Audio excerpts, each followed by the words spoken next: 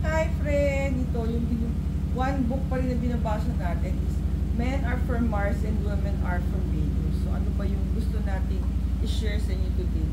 Giving up, giving advice. So this is on the perspective of a woman. So ang story natin today is about Tom and Mary. So they went out to go to a party. So but in the process of going to the party, nagkaligaw-ligaw sila.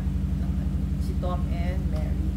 So, Mary was telling Tom na, why don't we ask for direction? So, pero feeling ni Mary, parang na-offend or wala na sa mood itong si Tom. So, ang sinasabi ni Sir John Gray, kasi na-offend na si Tom kasi parang feeling niya, just looking for a party place, hindi niya pa magawa. So, or hindi siya nag-provide ng solution sa problem niya. So, na-offend siya. So, that causes his mood to be bad mood na siya. Or not anymore towards enjoying the party. So, yeah. So, parang yun yung lesson ng giving up, giving advice. So, when a woman offers unsolicited advice or tries to help a man, she has no idea of how critical and unloving she may sound to him. Yung parang feeling ni Tom is he is not providing solution to the problem kasi naligaw na nga po sila going to the location of the party.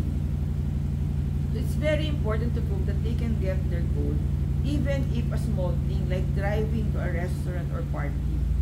He may be more sensitive about the little things than the big. His feelings are like this: if I can be trusted to do small things like get us to a party, how can he trust me to do bigger things? So, yan po yung Martians, parang they are offended when they are not providing solutions or direction to our dating.